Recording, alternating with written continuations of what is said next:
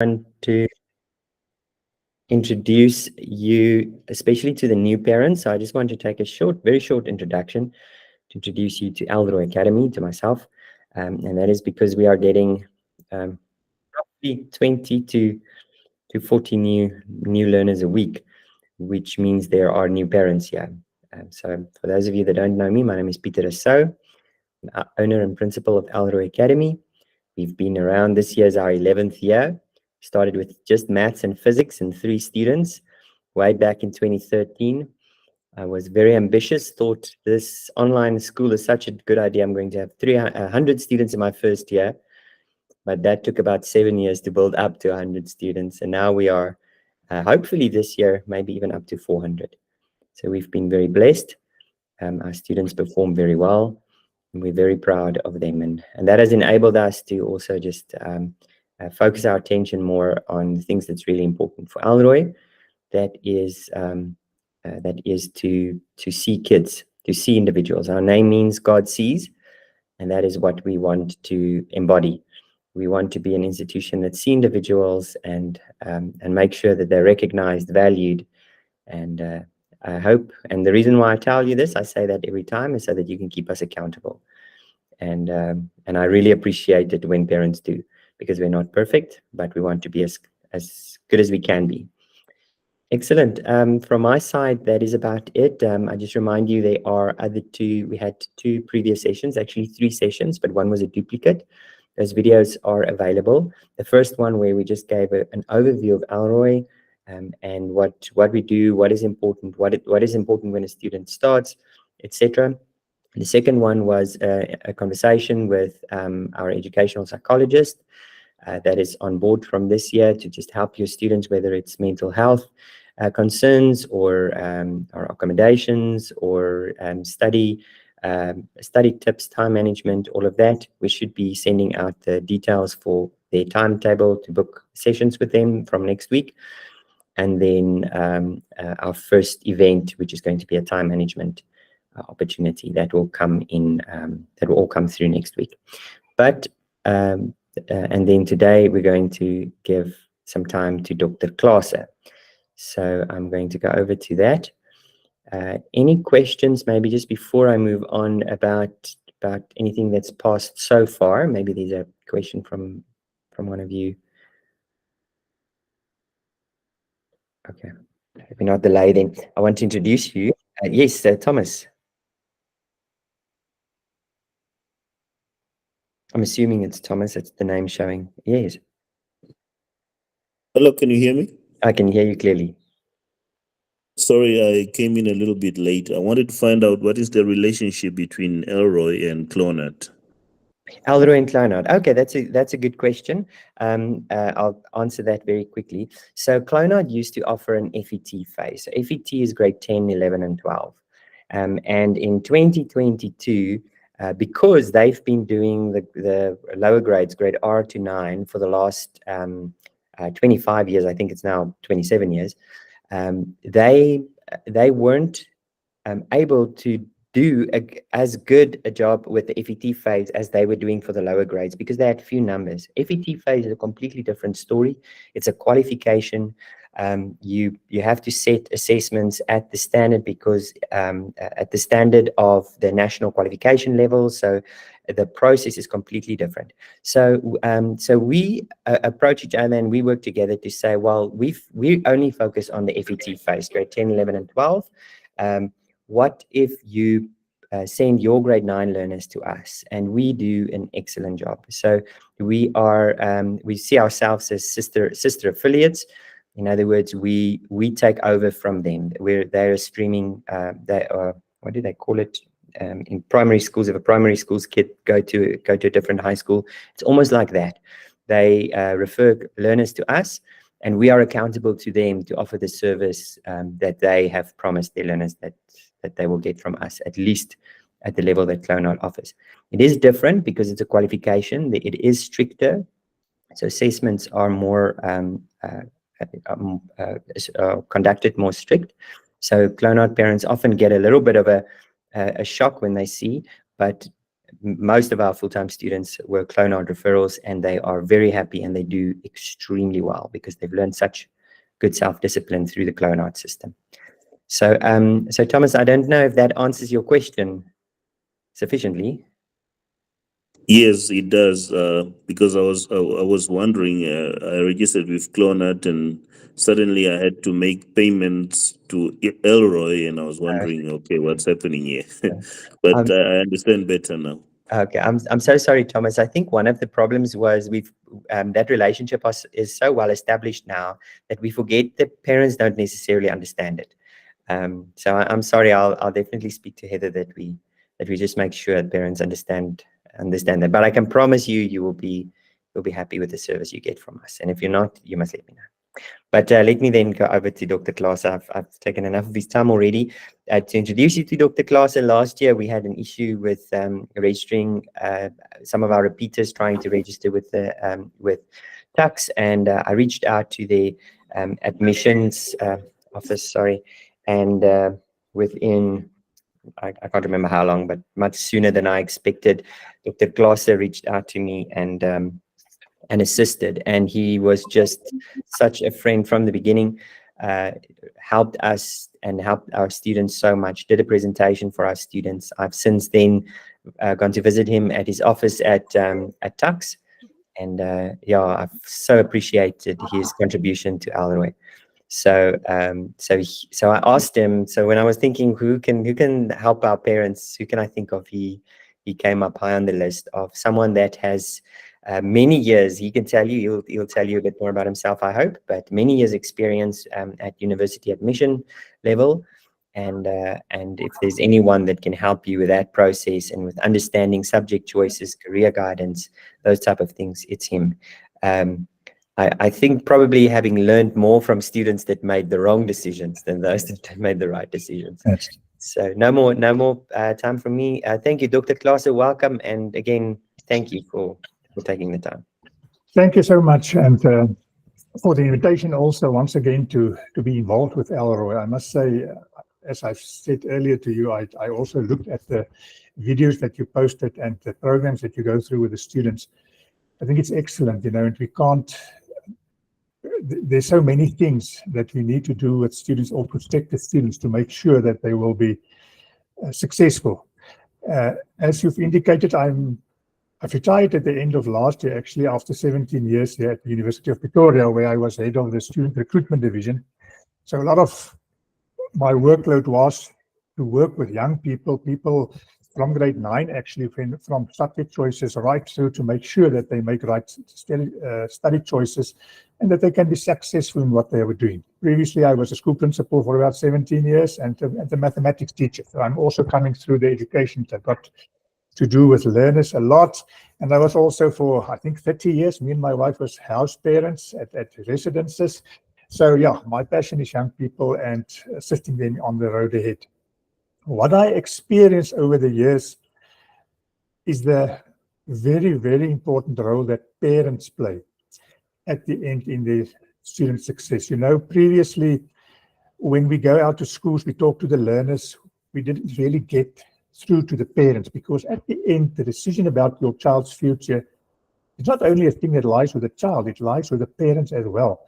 So I'm so grateful for these kind of opportunities where we have the opportunity to talk to parents and to inform them, because it's very technical out there. If you have to go, and you have to look for what are the opportunities, and there's so many different institutions, etc., etc. So I'm going to try and cover the most basic things. I think I call it a toolkit, not only for learners but also for parents in guiding your children, which is very dear, obviously, to you and special to you also. On the way to success. So I just want to share my screen. I just want to make sure that it's coming through to you. If we've checked it, if you can just tell me if you can see it clearly.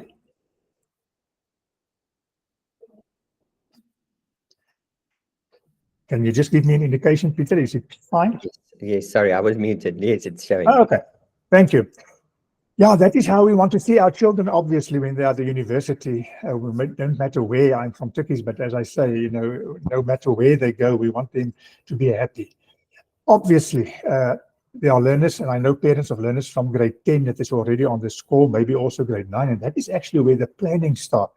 But at the end, there's a lot of excitement among young people when they are able and, to go and further their studies, because it is still the case. Student life at any tertiary institution, whether it's universities, technical colleges, universities of technology, it's an exciting experience for them. It's a life-changing experience, and we want our children to be exposed to that.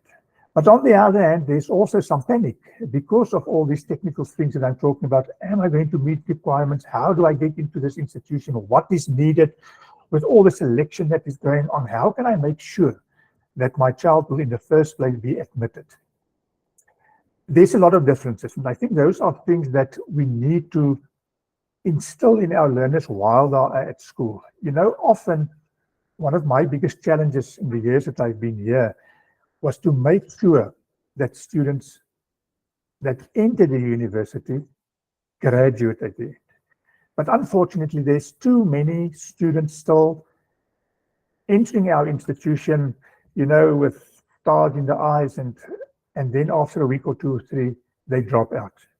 And there's various reasons for that. And one of the biggest reasons is obviously that it is not only an academic transition from school to university. Yes, but that is not the big problem. The big problem is usually the non-academic stuff. They are away from home. They are exposed to diversity at this massive campus. As you know, we've got more than 50,000 students.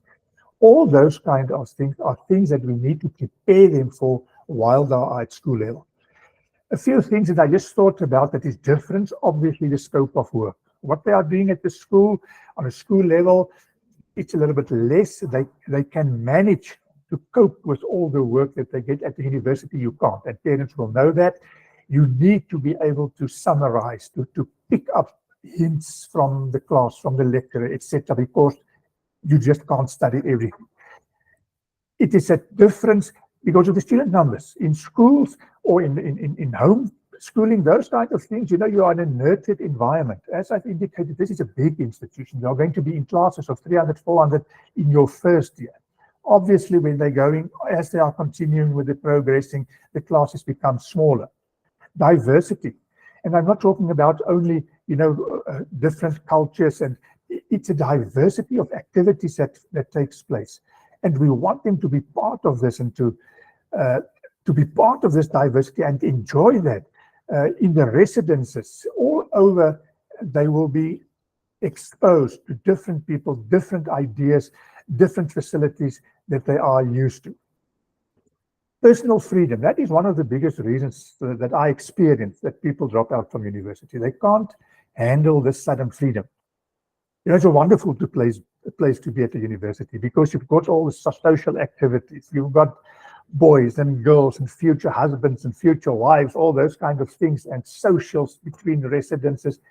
And often students think, listen, let me first enjoy these things. I will get to the academic part, but let me put it a little bit to the side.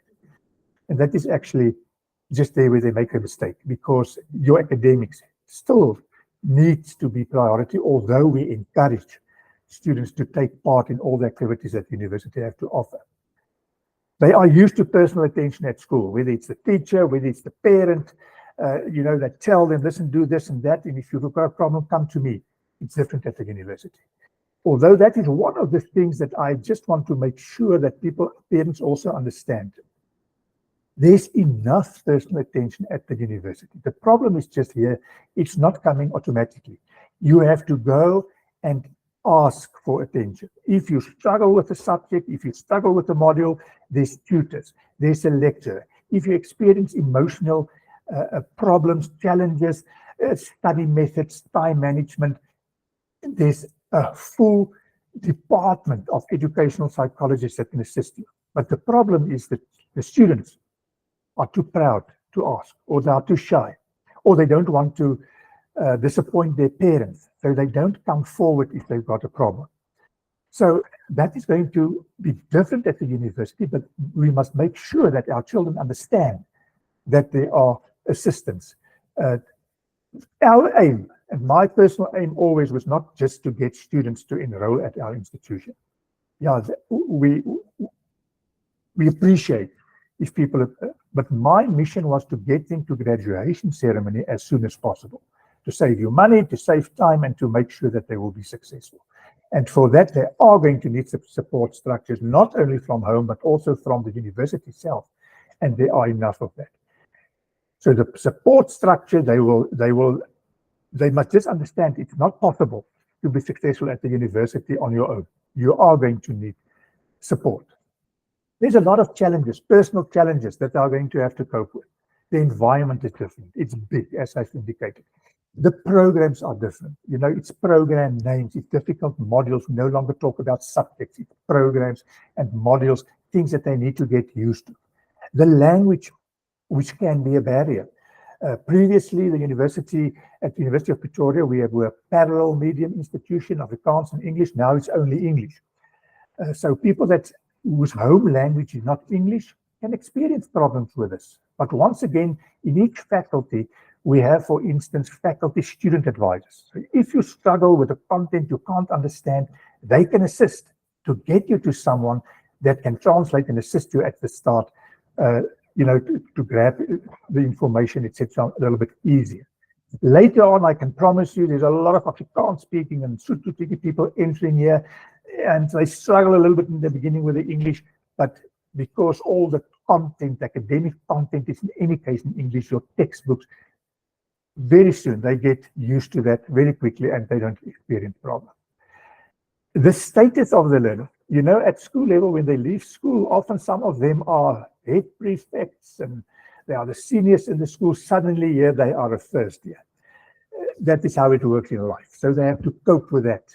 The peer groups, there's so many influences here. And I always tell the learners, and that is also one of the tips that I will give them, surround yourself with people with good values, because the people the peer group that surround you yourself with will play a big part in your success at the university. Choices. You're going to have to make a lot of choices, short-term, also long-term choices. It's your choice whether you want to make the academic your priority. It's your choice whether you want to use alcohol. You know, all those kind of things are choices that I believe kicks in based on the values that they got from home. I always say it when I was in the residence, you know, through all these years, 9 years I was here at the medical faculty. I always picked up students that came with solid values from home, because when they enter the residence, they have to cope with a lot of things, choices that they have to make. And you can see it's then that the choices or the values kick in that they learned at home. They're going to stay in residence, a lot of them. Not all of them. There are private accommodation also. Residences is a challenge to them. Finance is a challenge to them. Obviously, that is more over to the parents, but often learners arrive here, you know, and the NSFAS payouts are not in time. All those kind of challenges, we can help them with that. They don't have to sit here and worry about that, because there's all kind of arrangements that can be made from our side. And then the relationships.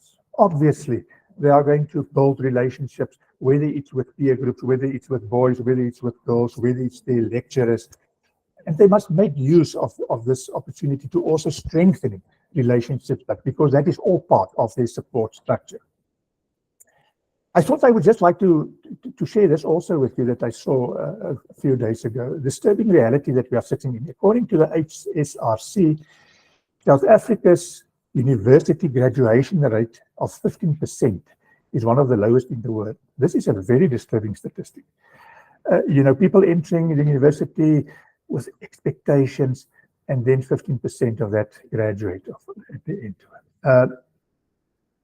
Personally, I believe it's because of preparation. It is because of bad planning. People they don't plan properly, and we are going to talk a little bit more about that. How can you assist your child to plan properly before they end up in this environment? And then that dropout rate for first-year students in South Africa all over now is annually between 50 and 60%. So only about a half of the students that enter the university complete university life. They drop out. Now, I must say, fortunately, we are very lucky that at the University of Pretoria, our dropout rate is over, you know, it's less than 20%. So that is, I think that is the way that we also try from our side to accommodate students when they are on campus, to assist them through our orientation weeks that we have, all these things to make sure that they are, before they start with the academic year, that they are well prepared and informed about what is going on campus. Okay, how do we overcome these realities? The first thing, and I think that is so important, and you know that, the first step to study success is obviously to excel academically. This is the reality, parents, and also the learners that are online. Now, tertiary institutions receive massive numbers of applications annually for first-year studies, and they can only accommodate limited intake. At the University of Pretoria, I can use this as an example, we receive more than 50,000 applications for matriculants who want to study first year. And we can only accommodate 9,500 of them every year. So there's a lot of students that we have to send away that unfortunately we just don't have space for. It is not that they don't meet our requirements, we just don't have space for them. So it's so important that, and as the university work now is, it's no longer with us a first come, first serve situation, so that if you apply and you meet minimum requirements, then you will be admitted. No, we wait for the applications, and then according to average, they are ranked, all the applications in a certain program, and then the top ones fill up the program until it is full. So people that are not among the top ranked students, there's a possibility that they can not be admitted the first time. So obviously, children must strive to get the best as highest possible marks on school level to better their chances of getting in a tertiary institution. Most of the students, when they get to grade 12, they want to study the following year. And then when they apply, they are going to apply with their grade 11 end of year result. And that is very important for parents to also know, and for learners, because a lot of students are under the impression, listen, I can wake up in grade 12 with my academics because I'm going to apply in grade 12. No, it's too late.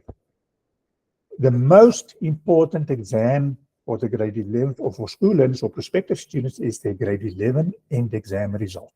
Because that is the result that they are going to apply for, that they are going to be considered upon, and that they will be provisionally admitted on.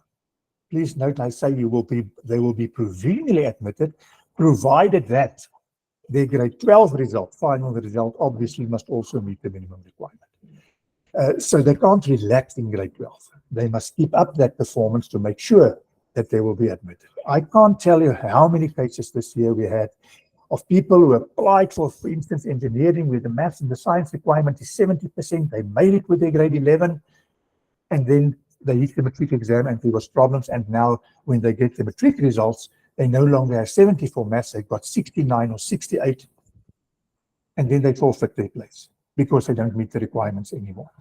So they must really work hard in grade 12 to make sure that they maintain those marks. There are certain universities that look at mid-year matric results also, but at the University of Pretoria, we only look at your grade 11 end of year results, and then again at your grade 12 end of year results.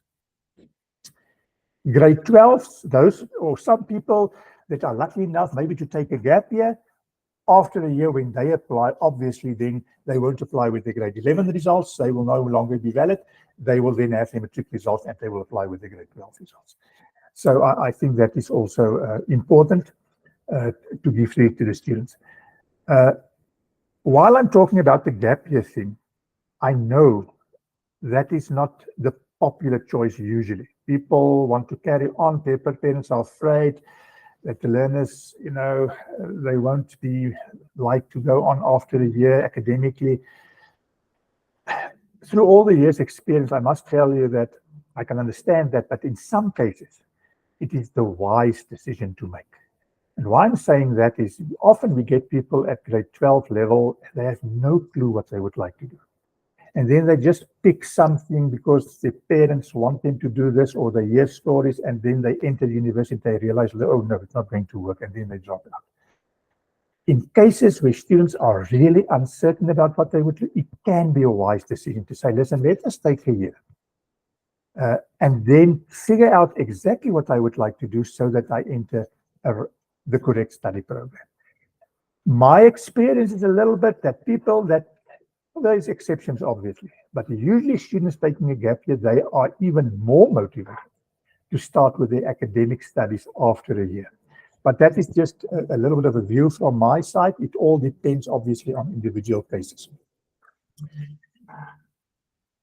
My biggest passion in assisting students is to make sure that they enter right study programs. Parents, that is one of the biggest reasons why students drop out at university is because they enter wrong study programs, and it's because of planning. But I hope I'm going to give you some idea of how I see the planning should be done.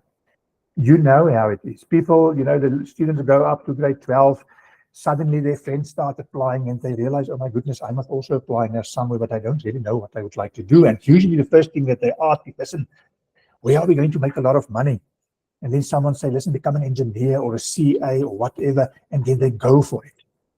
Until they get to the university and they realize, listen, if I have to do this for the rest of my life, because you are preparing yourself for a career where you are supposed to be happy in for 30, 40 years. And then they suddenly realize, oh my goodness, no, I don't like what I'm doing. I can make a lot of money maybe, but I don't like what I'm doing. That is not the right way to go, because they are not going to stay there. Likewise, there are people who only look at job opportunities, or they think they are going to get jobs, while they don't realize that job opportunities, the one year there's a lot of job, other parents, obviously, we are not stupid and irresponsible with this. We look at money, and obviously you must look at job opportunities. But at the end, interest is the biggest factor based on me that I can't say guarantee, but make it life much easier for your child at the university. If they study, my success stories at the university is not only top achievers entering the university and are successful. It's students, average students, entering the right study choices that they are really interested in. Because they are motivated, they are dedicated, they are noticed in classes, they enjoy what they are doing, and they just carry on. Progresses at the university. Another reason why I say that is I always tell the learners, listen, don't think short term. Don't think 3 years I'm going to have my degree and then I'm going to think specialization. It was easy for us as parents, or let me say it was easier for us to get space into a university, admitted into a university, and even better still to get a job at that stage. Now everything is a competition. So the students must really be focused and motivated to make sure that they will specialize. I want them not to think short term. I want to make them think honors, masters, doctorate degrees, because by specializing, they make themselves experts in their field of study and they make themselves more attractive to the market. So it's a way of getting out of the group, the big cohort, and make sure that you can get a proper job one day and that you are attractive to the market. So often what people do, I think they start at the wrong end when they start planning, because they immediately think, okay, I want to study now, and then they start at the bottom one day. They grab a booklet of an institution and they have a look at what is offered and what are the requirements. Okay, I meet this requirement. I must have 70 for this and 80. It is a BSc genetics, or it is a BCom supply chain management. It's programs names. They don't have a clue where this program is going to take me to, but they know they meet the requirement. And then they apply for that program. And when they're in the program, they realize, oh my goodness, no. Now I only realize what I'm actually doing. I don't want to do that. That is the wrong way to go around. The first and the very most important step is to decide on a career path. In what career do you see your child, or your child see him or herself for 30, 40 years one day, where they will be happy? And that is an exercise where they must start off, and I'm going to show you a nice way of doing that also. Once you've done that, and you've gone and you browse and you see what careers are available, and you choose your career, then it's very simple to come back and say, okay, I've done my homework now. I've looked at what is available in my fields of interest. I want to become an architect. Then it's the easy part, going back to a brochure and to have a look at what institutions are architecture offered, and I submit my application. That's the easy part. If I can just talk a little bit about how to decide a cool career, because it's important to look at careers that suit your interest, your aptitude, your personality, your work ethics, personal vision, all those kind of things. And you know your child. They know themselves. It's no use going for psychology if you are not comfortable working with people. But some people do that because psychologists have got a kind of a prestige value to it, and then they go for it. You're not going to be happy in that career. Parents, and the other thing that I would like to urge you also to be realistic when you assist your child to choose a career. You know, I'm from university. I'm always grateful for all students that end up here for an academic degree. But all our children are not academically inclined. I have so many students, then I do with them testing, psychometric testing, personality testing, all those kind of things, and I realize, but this child is not interested in the academic world. They are more interested in a trade kind of thing, a practical thing, working with their hands. But often people say, no, my child must have this degree. Look at your child's interest. There are people that doesn't have degrees, that have diplomas or whatever other qualifications, and they will never look back, because it's people that have practical, hands-on training at colleges, and they start their own businesses. They employ people, and it's exactly the need in the country. Yes, if your child is academically inclined, want to go, great, then the university is there with all the degree programs that are offered. But just be realistic. The other thing that I would like to just mention is the importance of job shadowing. And I realized it also through the years that have passed now. And I know often when we talk to students about job shadowing, and I believe they know what is job shadowing. You know, if you want to become a chemical engineer, first go and talk to a chemical engineer. And if it's possible, go and have a look what they are physically doing day to day. But often when we mention job shadowing, they say, how does this guy expect of us to, you know, I've got so many academic work now at school. How must I now go to people? When I talk about job shadowing, I think a normal discussion with someone in that career can be enough. 20 minutes, 30 minutes. I want to give you this example because I think it's a good example. And we can draw that through to all the careers. Law. Law is one of the most, well, I would say the most popular program at the university. It's always a program, it's first full. People all want to be lawyers or advocates.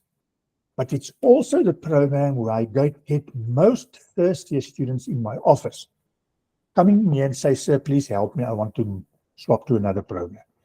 And then I ask them, but how did you get into this program? Why are you in this program? And then they say, no, sir, I watched Suits on the TV and LA Law, and I was fascinated with Oscar Pistorius case. I want to be this advocate fighting these cases in the court. It's so exciting, and the eyes of the world are on you, and all those kind of things. I said, okay, but fine, then you're in the right program, but what is your problem now? And then they say, no, sir, I suddenly realized I must actually love reading, because I can't fight my case if I can't build my case and analyze it in difficult literature that I have to read legal documents in, and I hate reading. But that he only found out because the television was not telling him that. The television only showed him the interesting part. And then you get to the realization when he's at the university, and then it's a little bit too late. But if that child just took the effort, or make the effort while they were still in school, before they applied, to go and talk to an advocate or whatever career person that is already in the field, in that career field, to tell them exactly what does my day look like? What are the nice things of my job? What is the not so nice things of my job? Then probably you wouldn't have ended up in that program. And there's ways of getting in touch with these people, because in the example that I'm going to show you, or the method, they can get to all the careers, and the career, there's also a nice link up to someone that is physically in that job, if they think that it's difficult to, to find people that they can talk to. And this is what I'm talking about. I'm not sure how many of you are familiar with the Go Study portal. I use that. It is a very good tool to use. There's a questionnaire that takes you really 10 minutes to complete. And it tests your or your child's career interest. I'm going to show you how the results look like. And it's very short, but it usually 99.9% of the time, and I'm doing a lot of these things, it's very, very reliable and accurate to show you where your child's interest lies in, and from there then to direct you towards occupations in this field. Now, this is typically a result of a student that have completed this questionnaire. Now, obviously, you can see this person got a very broad field of interest. 2 things 100, a lot 80. This child can be a little bit not knowing what you want to do, uncertain at this stage. You get people, and it's very good if they are very focused. They have 1 thing with 100 and 2 with 80 and 60, and then there's nothing left, or the rest is 0. Then you exactly know what you want to do, and it makes it easy. In this case, if I have to analyze this, I can see, okay, this child is interested in plants and animals. Firstly, I must find out from him, listen, are you more to the plant side? Or, okay, say for instance, more to the animal side. And together there, the health support and the health sciences. So immediately it tells me maybe veterinary science, veterinary nursing, or even just a pure plant zoology research kind of thing, plant pathology, genetics. So immediately it's a number of careers popping out here. But if I go a little further, I can also see, okay, management and planning also quite high. Also with engineering is also 60, is not up there, but it's also quite high. So the combination engineering with health sciences, maybe biomedical engineer, maybe. It can be that you want to go more into a management side, with the health sciences and more to the BCom field, where you have and the plants and animal interest with the BCom management can be BCom agribusiness management. People becoming consultants for farmers, etc., etc. I can immediately see this person is someone that wants to be in a career one day where they're going to work with people. Why am I saying that? Because of the health support. They're going to work with people, support, management and planning, work with people, education and social support, work with people. So can you see there's a lot of things that you can find from this graph to guide you to at least careers that your child can go and have a look at. And then the very nice thing of this program is once you've got this graph in front of you, when this person clicks now on plants and animals, it opens up a page with all the careers in the field of plants and animals. Veterinary scientists, there's a whole 3-4 pages of it. And the idea for them is then to go through this. It's not going to take them long. And it's an interesting exercise. It's not long, boring information. They will click on, say, for instance, a veterinarian. They will get information on what is a veterinarian doing. And then they also get a section that says, what are the typical characteristics of a person that is usually in this career? You must love animals. You must have a tendency to the sciences, etc. So you can see whether your child will fit in here. Then when you go on a little bit, it tells you exactly what must you study and even where you can study that. Now, in the case of veterinary science, it's only at the University of Pretoria. But then the very useful link, if you just go down a little bit at each career, it says your further information. And it's further information, it gives you the contact details of the professional bodies, which is very useful if you want to job share. Because if you don't know where to get this person, you can contact the professional body because they usually have databases of all their people. And you can ask them, listen, I'm staying in Nelspruit or wherever the case in Mbombela, and can you have a look on your database and please provide me with a name of a veterinarian that I can contact and that I can go and talk to do a little bit of job sharing. So it's excellent information that they have on this website. And right below at the bottom of each career, it gives you related occupations. So if you read this career and they think, yeah, I like it, but it's not exactly what I would like to do, and they go down to the bottom, maybe the other careers that are indicated there is more to their liking, and then they can click on that and get that information. So there's a whole load of information, so they can go to each one of these fields of interest, click on that and go through that exercise. My experience with this is very good feedback, because students can't come afterwards and say, I'm in this program now. If I just knew about this program, then I wouldn't start it with this one. Now, before they apply, before they make up their mind about what they would like to become, then they will know exactly what are the careers, and then they can make their pick. So good luck with this exercise, but I can promise you they will enjoy it, and it is a good indication to assist. Right, once they've now decided on a career, now they must enter the institution. The career will tell you whether you must go to a university or whether you must go to a college or where these programs are offered. Usually with all tertiary institutions, I said here in university, but it should be at all the tertiary institutions, there's two sets of admission requirements. There's the university, the school requirement, whether they're doing NSC or IAB, they must have the four recognized. I'm not going to go into that. I know Pieter communicate that, and you know that, because they must have bachelor degree access. The other qualification or requirement is the university-specific requirement. Our requirement at University of Pretoria is not the same as WITS. It's not the same as Stellenbosch. So they will just go and have a look and see what are the requirements to get into this program. This is an example of one of our programs, just to show you. People want to do Bachelor of Biochemistry, BSc Biochemistry. They must have English of 5, which is 60%, Mathematics 60, Physical Science 60, and an APS of 32. If they don't meet all these requirements, the faculty can't consider their application. There are people that ask me, yes, sir, but I've got an APS of 34, but my maths, I've got a 4. Will you still consider me because, my APS is a little bit higher? I must unfortunately tell them, no, you must meet all the requirements. And please note again what I said. Nowadays, the minimum requirement, meeting the minimum requirement, will not necessarily guarantee their access into this program. They qualify to be considered to be part of the pool that they are going to select from, but they will fill up the program from the top based on the students' academic average of all their grade 12 marks. We look at the APS score. I'm sure you know about the APS score. At each program, there's an APS score. At the university, there are different ways of calculating it amongst the different universities, but at the University of Pretoria, life orientation is excluded.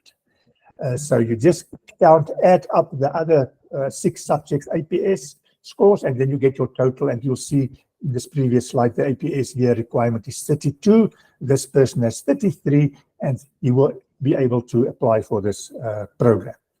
I'm not sure among you or if there's people that have extra subjects, because the APS is only calculated on 6. And let me quickly say, if the students, for instance, have an extra subject, how we work then they have, say, for instance, 8 subjects. We exclude life orientation, so it leaves us with 7. So what we will first do when we calculate the APS, we will first calculate the required subjects. So for instance, if they want to go for medicine, we will look at English, mathematics, physical science. So those were the first 3 that we will take, and then there's 4 subjects left. And then we will take the 3 best of the rest to make up the 6 subjects that we calculate the APS on. I hope you understand it that way. Almost done. Helpful tips right at the end. I think I have some tips for the students that I would like to give. The first thing is work hard. And I know you are in any case doing that. Just the fact that you're at Elroi to better your marks and to get your results on par, it's hard work. That's the way to go. Self-discipline. When you get to the university, it's all about self-discipline. We want you to enjoy university life to its fullest. It's very exciting because you're going to meet your future wife and husband also. There's a place for the social. There's a place for the sport. There's a place for the culture. There's a place for the academic. Have self-discipline and put out your priorities, of which academics will obviously be the top one. Surround yourselves with quality friends. I already mentioned that. Ask. Don't sit here and think you're going to disappoint your parents if it's not going well or if you're too shy. Just come to us and ask. There's a lot of support. At the University of Pretoria, we have a campaign that we call the Fly at UP campaign. The finish line is yours. It means We want to assist you to graduate as soon as possible. And for that reason, we have a lot of support structures on campus to assist you, whether it's emotionally, whether it's with time management. You must just come to us and report that you have a problem and we can assist. Look after your health. And that is why I love it. And where I always recommend still that people must go to our residences. I've got experience of that. You get balanced meals, all those kind of things. You must look after your health because you can't study if you are not healthy. It's so important. Drinking enough water, all those kind of things. Hang on to your family. You're going to need the support. And then the last thing I think you must believe in yourself. The students, I always tell them, listen, the fact that you are admitted into a student program, it tells you that you have the potential to graduate in that study field by believing in yourself.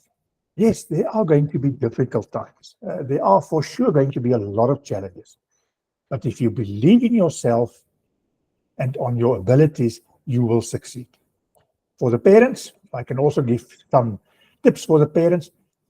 Please grant your child the freedom.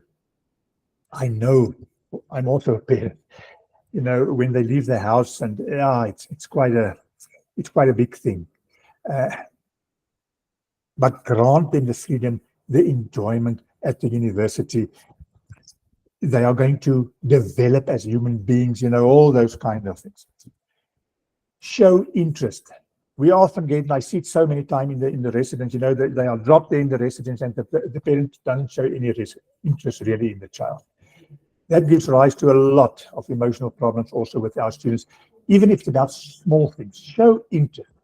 Obviously, I just heard today about a parent that suddenly realized his son is second year, but he's almost not passing any exam. And the parent only found that out now. You've got access to your child's academic record. All that, show interest, have a look, stay with him, and motivate them in that way. Listen to your child. Pick up. Often when the things that the child does not say, where you can identify what your child, whether they are experiencing problems. Read between the lines. And if you pick up something that you find it is disturbing your child, please don't hesitate to contact us at the university or at the residence so that from our side we can also support. Already talk about support your child, motivate your child. Motivation is the biggest thing, one of the biggest factors.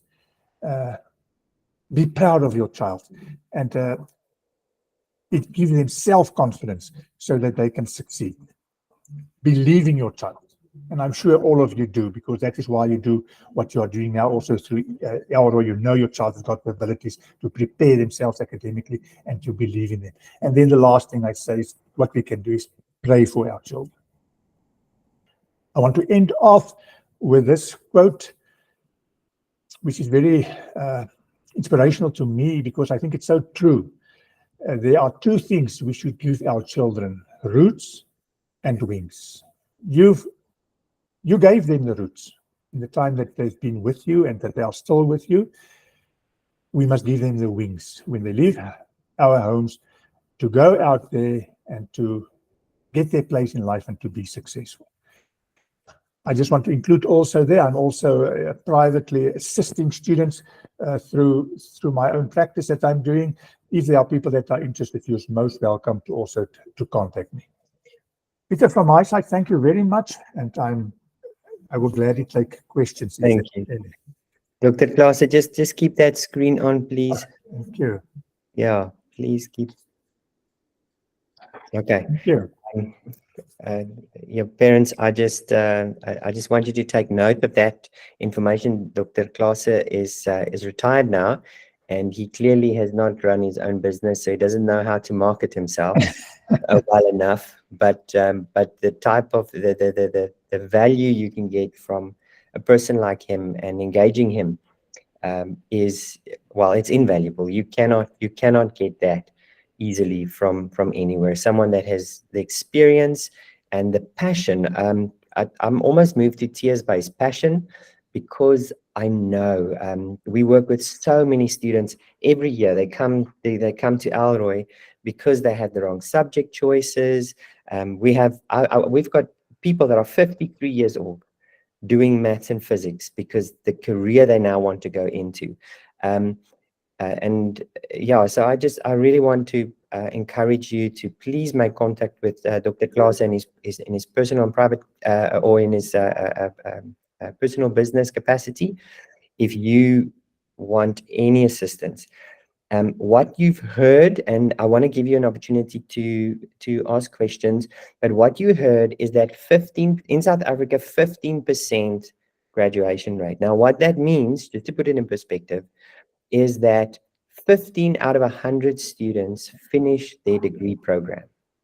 Just think about that. That's an 85% of people that enter into university do not complete that. Now, it's maybe different for different universities.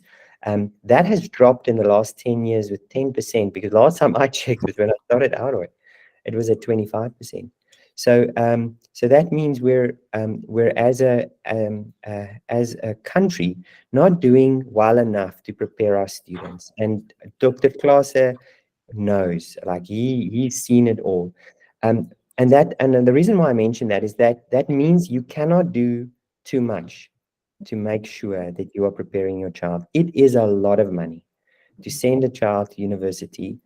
And I didn't finish my degree. I changed 2 years into the program because I remember back then hearing a Joyce Meyer quote that said, sighing is a sense, count the number of times you sigh a day. It is a sign of your discontentment. And I found myself sighing every single day in that course until I quit. I want to say a little bit more on that front, but I want to give everyone a chance to ask ask a question. But please take note of these details. You are going to need it at some point, no doubt, and then he can assist in whatever way you might seem appropriate for your child. But for now, you've got a few minutes still of Dr. Clase. Do you have time after 12? I just want to be conscious of your time. Yeah, no, I'm fine from my side. Thank you, Pieter.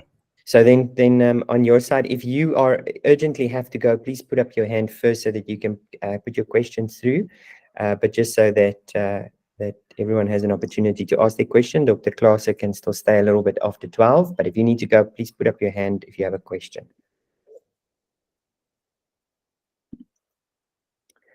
Okay, there doesn't seem to be any urgent. If anyone has any other question, Faith, your hand is up.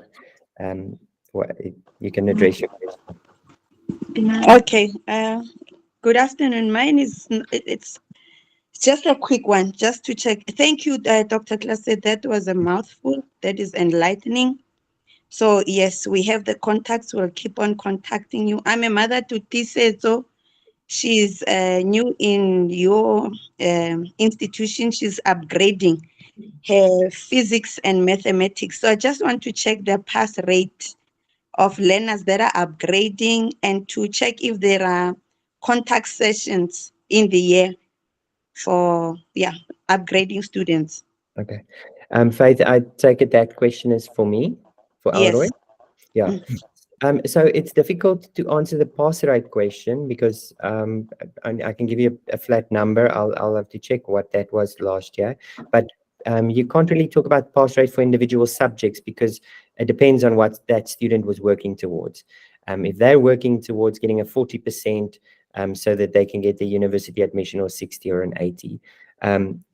So I'll have to check for you on the exact figures there, and maybe we can send you a breakdown. What I do want to say just about maths and physics. First of all, maths and physics are very difficult subjects. Students that come to us usually are already struggling with maths and physics. Many of them are doing maths and physics for the first time, and it's a course that covers 3 years of content. So it's a lot of work. Do not be discouraged if your child is progressing slowly.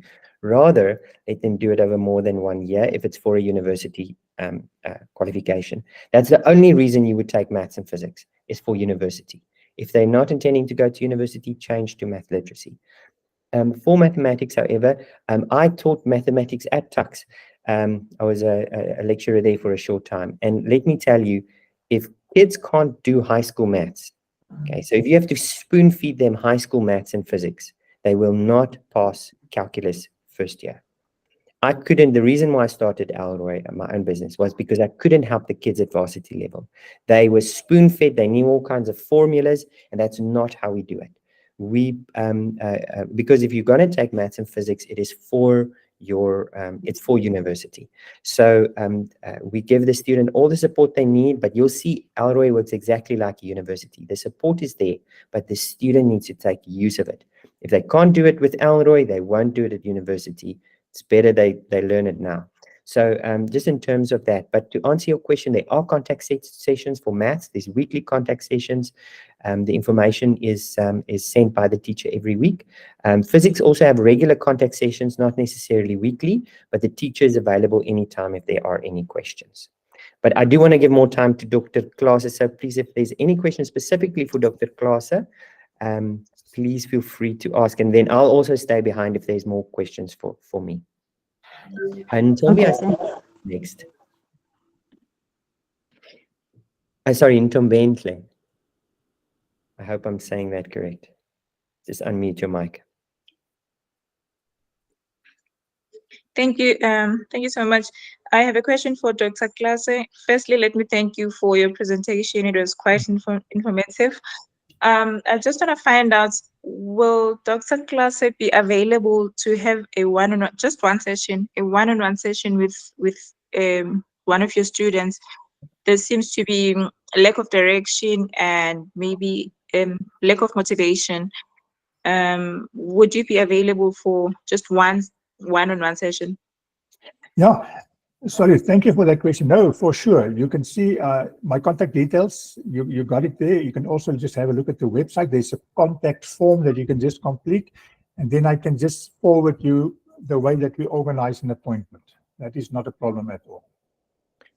Yeah, and just for some clarity, Dr. Clase is with the University of Pretoria, where he retired recently, so he's not on staff at Elroi.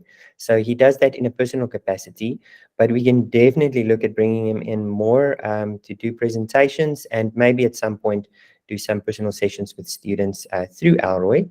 But just for clarity there, it would be you'd contact him in his personal business capacity. But he's, I do believe he will be available and surely more affordable than you can get in general. Thank you. Zukiswa, you welcome. It's lovely to see you. Thank you, Pieter. I just wanted to find out maybe from you, because the information was, thank you so much. It was a wonderful presentation, very informative. But I also felt it would be very nice if the students can have the same presentation. I feel it would be really important for them because even though you find it in grade 11 that they seem to already know what they want, all of a sudden in grade 12, now when you're talking to your child, they want to change direction, and you can see now that there's a bit of confusion, and them being teenagers, likelihood of them actually listening to you as a parent saying, no, you know what, take a deep breath. Because you need to know which subjects you're supposed to be taking. So if you want to change now, or you want to change your career and all those things that come with questions of, am I going to make money? I think especially the slide that talked about do what you are really interested in, what you really enjoy working with, something that is your passion more than, yes, you do have to make a living, you have to live comfortably, but you don't want to you don't want to be miserable at work. Exactly. So I would love that the learners also get an opportunity to have a session like this. Absolutely. Dr. Clase, sorry, I'm going to comment there. Yes, Ukiswa, so this is exactly the intention. That's what we did last year. And I wanted to invite the students to do this session, but I was concerned they might have too much questions so that the parents didn't get an opportunity. And Dr. Claasse also said, parents very seldom actually have this opportunity. So I promise we will do that. It is very, very helpful for the students. You are correct. So we will do that as sooner rather than later. But this was specifically, as you can see, how important it is for parents' role in this. And I don't know anyone better than Dr. Claasse to have done that presentation. May I just also add that I think Zukiswa is so right, but we were also like that. When you are at the school level, there's so many things going on around you, that one of the last things that you are really thinking about is your career ahead.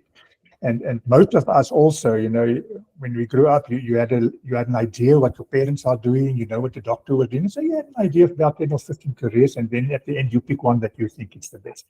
So you were not exposed to all this other stuff. And we know, because they are teenagers, they don't like a lot of reading and all those kind of things. That is why we use this program, because it's short, it's concise, it's interesting information. Most of them also have little video clips. And in that way, it just makes it easier for them to expose what is available and, make their pick at the end.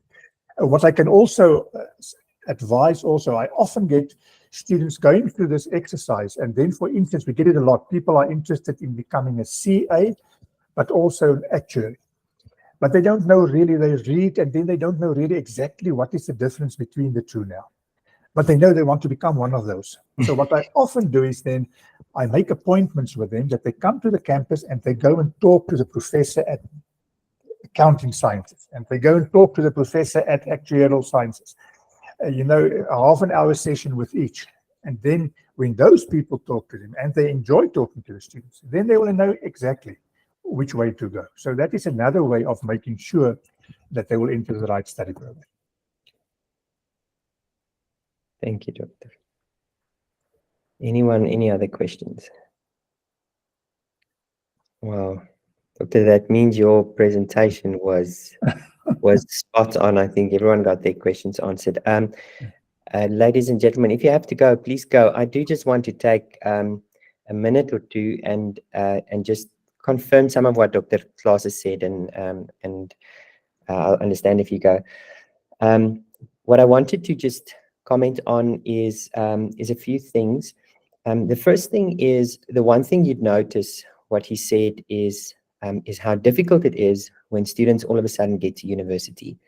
For me, and so I'm actually just sharing out of my personal experience and capacity, and many of you went to university, I'm sure can confirm. I was an excellent student at school. I could study any career choice. What did I choose? Whatever would make me the most money. I wanted to be rich. I wanted to buy anything I wanted.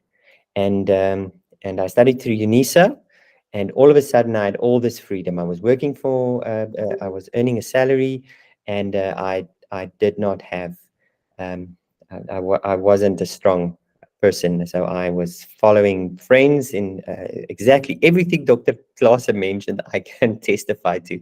I had the wrong group of friends. I got into drugs and all kinds of other things. I failed through UNISA miserably. So I figured, okay, well, if I go to Tuckies, if I'm there in person, it will go better with me. I'll get away from my friends. It wasn't a week, and I was back on to my same problems. Now at university, at least it was better. I was getting class. I wasn't having to work in the day and study at night. So I was passing, but I was miserable. And so I want to just give you this advice, that the two things that stood out for me, he didn't mention it specifically, but it's character and values. What your child doesn't have in grade 12, he's not going to get in his first year at university. And it's what he said before, is those are the things that you instill in your children. And I have no doubt that all of you work very hard at instilling character and values in your children. But the university doesn't instill that. That's not, yes, that's where it gets tested. And they give everything you need to be successful. But this is really something that that we as parents are responsible for, ensuring that our children are ready when they go to university, and not just academically. Academic is one side of it. I'm testament. My academics was fine, but my character wasn't. And so I really, really want to encourage gap years. If you eventually, what happened to me in my second year, I asked my mom, can I please pause my studies and take a year? And what I did with that year was asking the question, what did God make me for? Like I'm created. God made me for a purpose. And all I was trying to do with my life is getting the most money that I could out of my gifts and skills. And it was obviously failing. And so that was one of the best decisions of my life. I took a gap year, a very directive. There's programs you can do. I did a program called Metamorpho in Pretoria, stunning program, but there's many. And in that year, I discovered my calling, the way I'm put together is I'm a teacher. Now, on my scale of what I wanted to do, I would never in my life have imagined myself to be a teacher. I was this academically strong person. I was going to make a lot of money being actuary. I fought that so hard until I accepted it. So I figured, okay, I will be a university professor. Like I want some esteem here. And all the doors closed for me. Because my second year marks were so poor, because I promise you, I was just getting 50s. They didn't want to accept me for an honors degree. And so my pride was made low. I had to do a normal PGCE and be a normal teacher. But can I tell you that God knew what he made me for? And within less than 10 years, I was offered the highest position in my industry, which is second probably to Minister of Education, was to be a CEO for an assessment body. And that wasn't my work. That was because I was doing what I was made for. And God knows what we are made for. And Dr. Clase maybe he didn't spend much time on it, but he did emphasize it. We need to pray for our children. We need to really pray for them and make sure that we lift them up, and that they know that they have a role in this life to play, and it's not to have the most comfortable life. So please take that very seriously. It's their future. They're 80 now, but there's hopefully another 60 years after that left for them, and they want to live meaningful lives, and we can't do that if all we're pursuing is the most comfortable life. So please, no doubt you've experienced that with your own children, or with your own life, that you've gone into a career that you weren't happy with and were miserable. That's such a big part of your life. Let's help our children make that best decision. Make use of opportunities like this to learn from experts such as Dr. Clase. And an important thing that he said is give your child, understand your child. Get to know them, and it's difficult in the teenage years. I'm still going to learn that. Mine still do what I tell them to do. So I'm sure I'm going to be in the same boat in a few years. But it is important, and I can see it time and time again with the students that come to be repeaters. And then just one last thing that I did want to say. So that's just a quick little sermon from me. Thank you for listening. The last thing is, if you do have a child that there's a specific degree program that you now know you want to do, remember now the order in which look at your child's interest. From there, look at the fields that cover those interests, and then the degree programs that they need to do, and then subject choices comes lower than that. In grade 10 and grade 11, you can still change subjects. So inquire from us if you feel that your subjects don't really prepare you well for that. Please speak to us. You can still change subjects 10 and 11. After school, you can change subjects as well, but in grade 12, you can't. That's one thing I needed to say. So make contact with us on how you can do that. We don't offer all of the subjects. We can't do that. It's just not practical, but we can outsource some subjects if you feel. And we have had parents. I know that one girl in particular changed 2 of her subjects, and she's doing phenomenal. It's outsourced, which is not ideal, but still it was the best decision for her. And we make that work. Then if there's a degree program, so I just want to ask you to do me this favor. Is there a degree program that you're interested in and you want more information? We want to, on our website, have as much information about each degree program as possible. So on our website, we will then, let's say you tell me that you're interested in, let's say BCom civil engineering, then we want a page on our website where we list the requirements, the different universities, how you calculate the APS score, what the different university requirements are per subject, etc. So it's we've started with that. I don't think we've got very far with that, but it does make sense that we actually created for those interests that we already have with Elroi. So please do communicate that with me. We will be more than happy. I've got someone that specifically just does that. They research the entrance requirements at universities and write articles for us for that. So please inform me if this a program you would like us to help you research. That's just from my side. Dr. Claasse, any last words from your side? Just once again, thank you so much for the opportunity, and good luck also to the parents' children. And yeah, I'm always there to assist if necessary. But thank you very much for the opportunity. Thank you, Doctor. Well, thank you, parents. I will stay behind if you have any questions for me, but we'll let Dr. Claasse go. Dr. Baie dankie. Thank you very much, and we really appreciate the contributions you've made so far. It's invaluable. Thank you. Good. Well, thank you, everyone. You are welcome. Thanks for the time. This is definitely evidence that you take this seriously. So I really appreciate it. If there's any more questions, please feel free to stay behind. And goodbye to the rest of you. Shaynaz, hello. Oh yes, hello, Doctor. I just want to say thank you to Dr. Claasse, and nice meeting you, Mr. Rousseau. I really appreciate accommodating me on this side of the world. Yeah. Wow. It was just so informative. I just feel like I have so much to think about and so much to discuss with Lishay. And I think everything you said was just really on point, and it did just give me a wake-up call. I feel like there's so much I need to do, and I feel so behind in many ways. So especially asking about, degrees. And yeah, I was gonna ask because Lishay is like a little bit, I won't say confused, but she's thinking about something related to medicine or a degree in B pharmacy. Unfortunately, her physics was not that good at the end of grade 11, but her math has improved. Yeah, so we're a little bit confused, and I'm a little bit concerned because, as you know, I work here in Korea, but I don't see myself coming home, even though I hope to.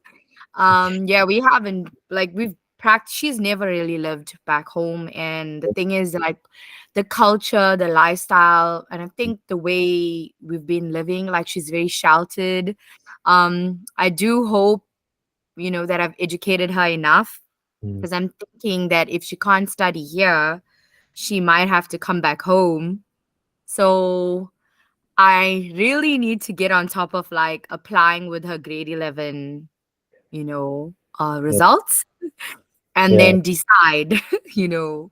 So I really would appreciate help and guidance in any way. Okay. Yeah. Oh, thanks, Shaynaz. No, thank you firstly for that compliment, and yeah, I appreciate. You guys are doing great, like, Thank you. seriously. And I think she just I think it was Miss Arika, the math teacher. Like, she just told me, because, like, Lishay unfortunately does not have much of a social life here. That's one of the unfortunate parts. And even here, due to time and things, she does not really have friends. So Miss Arika mentioned that she could join the WhatsApp group for the grade 12s. So I think it's very important that they have each other as well. Because she's really shy. So I think, Yes. having them have a group, Yeah. it's, like, really important for them. Because I remember being back home, like, we would study together and go over past year papers. Unfortunately, with her being here, she doesn't have that, contact face to Yeah. face. But thank God for technology. So Yes. I'm hoping that, It can make a we will difference. have an easier time this year. Yeah. Yeah, no, that's really true. And what I really appreciate about our students is they actually do care about each other. So I'll definitely also just speak to our student ambassadors to make sure that they get Lishay involved in some of the things. Shahnaz, I just do want to encourage you in terms of a student being confused at that age.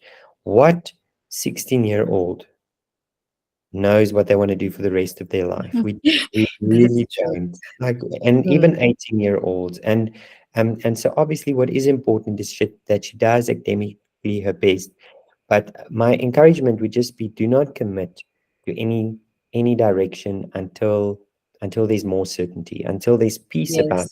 what she should do, because that's what causes people to drop out. Yes, Rather for than sure.